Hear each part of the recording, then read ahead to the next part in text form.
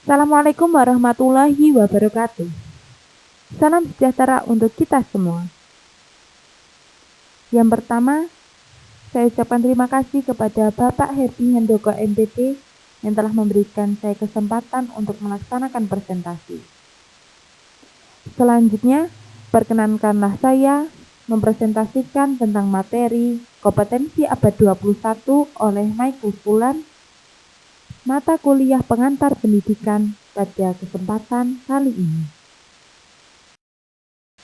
Presentasi ini disusun oleh nama Aulia Sania, NIM 2014-46254, kelas A720 dengan prodi Pendidikan Guru Sekolah Dasar.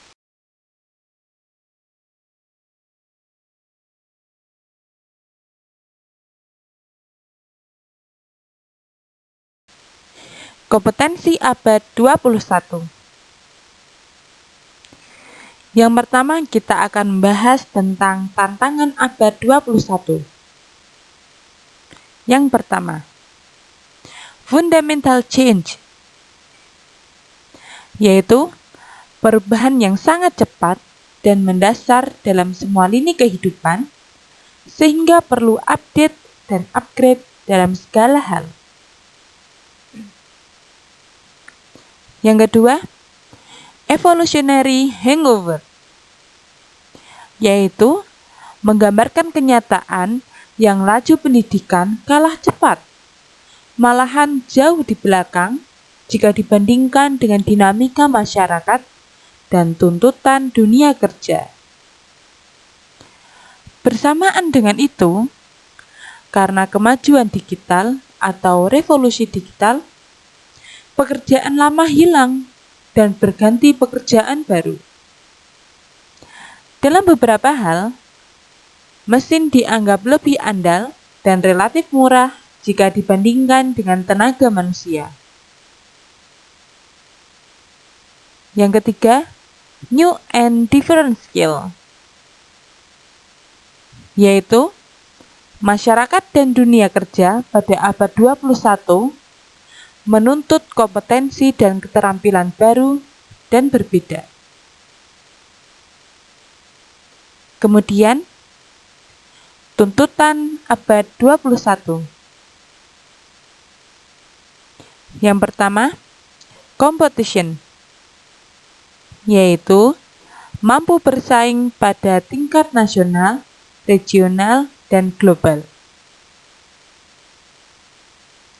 Yang kedua, compatible, yaitu sesuai dan cocok dengan kebutuhan dan tuntutan dunia kerja.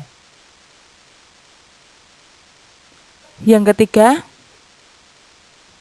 multiterasi, yaitu menurut Dede Rosada tentang guru abad 21 pada tahun 2017 menjelaskan bahwa kemampuan dalam banyak bidang yang merupakan hasil dari perpaduan banyak ranah pendidikan, tidak hanya taksonomi Bloom, tapi juga taksonomi of thinking, multiple intelligence, serta habit of mind atau karakter. Selanjutnya, implementasi paradigma pendidikan. Untuk mencapai kompetensi abad 21 seperti yang dikemukakan, paradigma yang harus dianut haruslah bergeser dari sekedar mencari pengetahuan atau knowledge seeking ke menciptakan dan mengembangkan ilmu atau knowledge creation and development, yaitu belajar untuk berpikir atau learning to think, belajar untuk memecahkan masalah dan mengambil keputusan, atau learning to solve problem and make decision. Jadi, sumber belajar dan bahan ajar tidak hanya lagi berasal dari buku semata, tetapi juga pengalaman dan realitas hidup dan berkembang di masyarakat. Dengan konsep baru pembelajaran itu, diikuti kualitas guru dan dosen yang andal, kompetensi abad 21 dapat dicapai. Kompetensi guru abad 21. Pada abad 21, manusia mengalami perkembangan ilmu pengetahuan dalam segala bidang. Salah satu kesenjangan mutu pendidikan. Hal dibutuhkan persiapan yang matang dan mantap, baik konsep maupun penerapan untuk membentuk sumber daya manusia yang unggul. Lembaga pendidikan dan guru sebagai unsur yang paling dominan memiliki peran yang tidak ringan dalam upaya peningkatan sumber daya manusia pada abad 21. Sehingga guru abad 21 mengajar berlandaskan standar profesional, mengajar untuk menjamin mutu pembelajaran, dan memiliki komunikasi baik langsung maupun menggunakan teknologi secara efektif dengan orang tua siswa untuk mendukung pembangunan sekolah. Pembelajaran pada abad 21 hendaknya disesuaikan dengan kemajuan dan tuntutan zaman. Begitu halnya dengan kurikulum yang dikembangkan oleh sekolah, dituntut untuk merubah pendekatan pembelajaran yang berpusat pada guru atau pendidik menjadi pendekatan pembelajaran yang berpusat pada peserta didik. Hal ini sesuai dengan tuntutan dunia masa depan, anak yang harus memiliki kecakapan berpikir dan belajar, atau thinking and learning skills.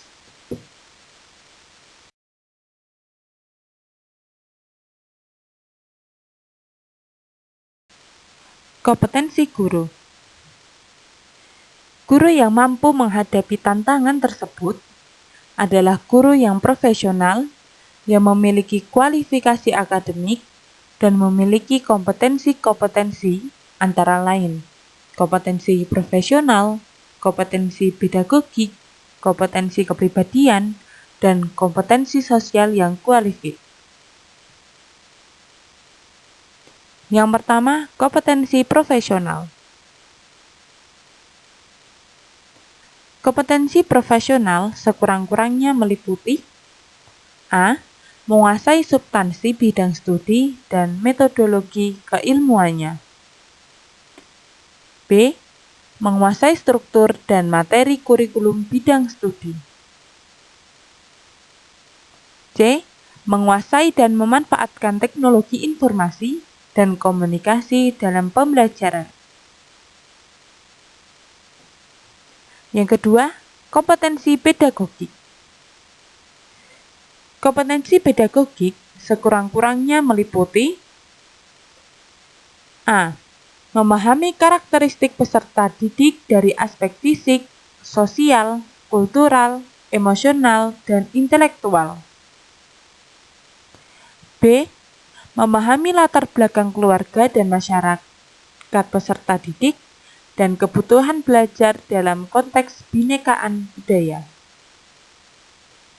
C. Memahami gaya belajar dan kesulitan belajar peserta didik.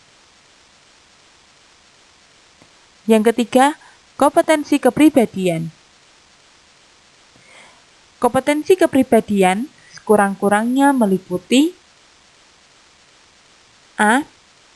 Menampilkan diri sebagai pribadi yang mantap, stabil, dewasa, arif, dan wibawa. B. Menampilkan diri sebagai pribadi yang berakhlak mulia dan sebagai teladan bagi peserta didik dan masyarakat. C. Memiliki sikap, perilaku, etika, tata cara berpakaian, dan bertutur bahasa yang baik. 4. Kompetensi sosial. Kompetensi sosial sekurang-kurangnya meliputi A. Berkontribusi terhadap perkembangan pendidikan di sekolah dan masyarakat. B.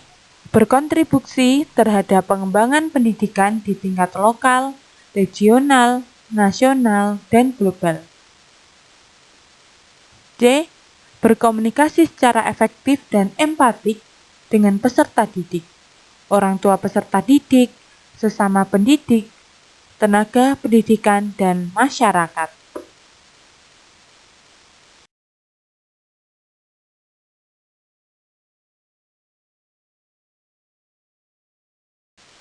Peran guru abad 21.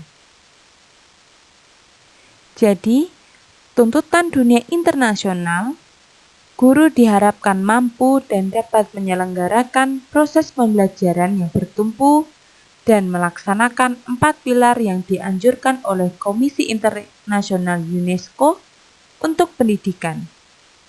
Hal ini didasari bahwa pendidikan merupakan komunikasi terorganisasi dan berkelanjutan yang dirancang untuk menumbuhkan kegiatan belajar pada diri peserta.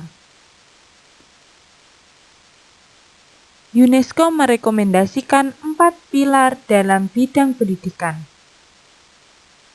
yaitu yang pertama, learning to know, atau belajar untuk mengetahui,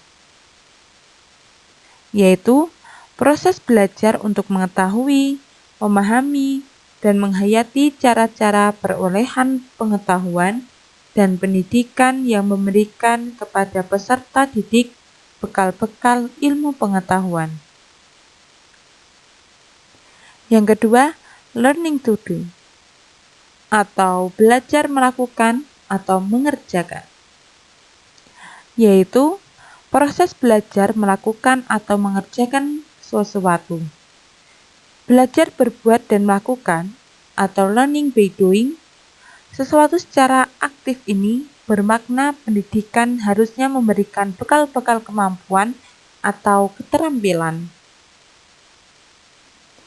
Yang ketiga, learning to live together, atau belajar untuk hidup bersama, yaitu pendidikan seharusnya memberikan bekal kemampuan untuk dapat hidup bersama dalam masyarakat yang majemuk, sehingga tercipta kedamaian hidup dan sikap toleransi antar sesama manusia. Yang keempat, learning to be, atau belajar untuk menjadi atau mengembangkan diri sendiri, yaitu pendidikan seharusnya memberikan bekal kemampuan untuk mengembangkan diri. Proses belajar memungkinkan terciptanya peserta didik yang mandiri, memiliki rasa percaya diri, mampu mengenal dirinya, pemahaman diri, aktualisasi diri atau pengarahan diri, memiliki kemampuan emosional dan intelektual yang konsisten, serta mencapai tingkatan kepribadian yang mantap dan mandiri.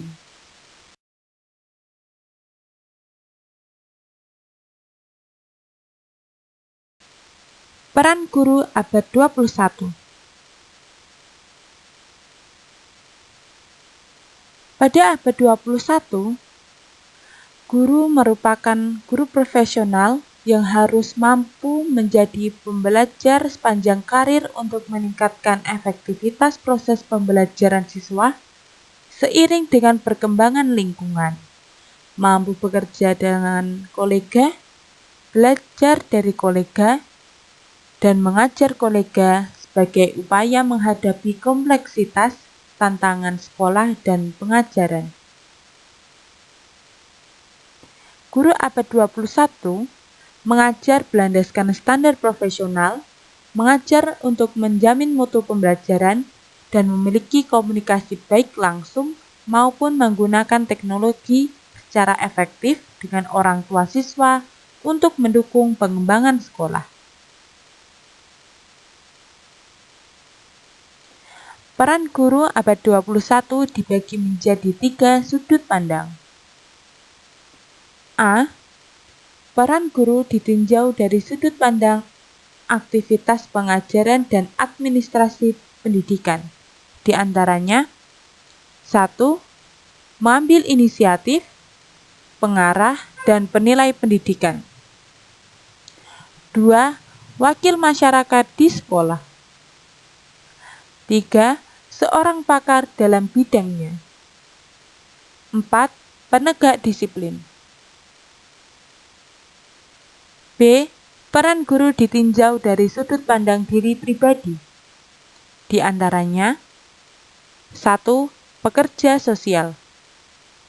2. Pelajar dan ilmuwan. 3. Wakil orang tua siswa. 4. Model keteladanan. C. Peran guru ditinjau dari suatu sudut pandang psikologis. Di antaranya 1. Pakar psikologi pendidikan. 2. Seniman dalam hubungan antar manusia. 3. Pembentuk kelompok. Dan yang keempat, inovator. Selanjutnya kita akan masuk ke materi kompetensi siswa abad 21. Selanjutnya, life skill yang wajib dimiliki murid. Dunia pendidikan dituntut mampu menghasilkan lulusan yang berjiwa kreatif dan inovatif, mampu berpikir kritis, berani mengambil risiko, dan dapat berkolaborasi sehingga mampu berkompetensi. Life skill yang wajib dimiliki murid ada 6. Yang pertama, communication atau komunikasi, yaitu peserta didik dituntut untuk memahami, mengelola, dan menciptakan komunikasi yang efektif dalam berbagai bentuk dan isi secara lisan, tulisan, dan multimedia. Yang kedua, kolaborasi atau collaboration, yaitu peserta didik menunjukkan kemampuannya dalam bekerja sama berkelompok dan kepemimpinan, beradaptasi dengan berbagai peran dan tanggung jawab, bekerja secara produktif dengan orang lain, menempatkan empati pada tempatnya, dan menghormati spesifik lainnya. Yang ketiga, kreativitas atau creativity, yaitu peserta didik memiliki kemampuan untuk mengembangkan, melaksanakan, dan menyampaikan gagasan baru kepada yang lain, bersikap terbuka dan responsif terhadap spesifik baru dan berbeda. Yang keempat, pemikiran kritis atau critical thinking, yaitu peserta didik berusaha untuk memberikan penalaran yang masuk akal dalam memahami dan membuat pilihan yang rumit, memahami interkoneksi antara sistem. Yang kelima, karakter atau character, yaitu peserta didik mengembangkan kemampuan untuk memberikan keputusan baik buruk, memelihara apa yang baik, dan mewujudkan kebaikan itu dalam kehidupan sehari-hari dengan sepenuh hati. Dan yang terakhir, jaringan atau connectivity. Pendapat saya tentang yang harus dilakukan oleh pendidik terkait kompetensi abad 21 adalah pendidik harus mengikuti kemajuan dan tuntutan zaman, melaksanakan 4 pilar dalam pendidikan seperti yang telah saya sebutkan tadi, serta melakukan pendekatan pembelajaran yang berpusat pada peserta didik di mana sesuai dengan tuntutan dunia masa depan anak yang harus memiliki kecakapan berpikir dan belajar. Sekian presentasi saya. Sebelumnya, saya ucapkan terima kasih setulus-tulusnya kepada Bapak Herdi Handoko yang telah memberikan saya kesempatan untuk melaksanakan presentasi. Dan kepada teman-teman apabila banyak kesalahan, saya mohon maaf setulus-tulusnya. Terima kasih atas perhatiannya. Sampai jumpa pada kesempatan berikutnya dan wassalamualaikum warahmatullahi wabarakatuh.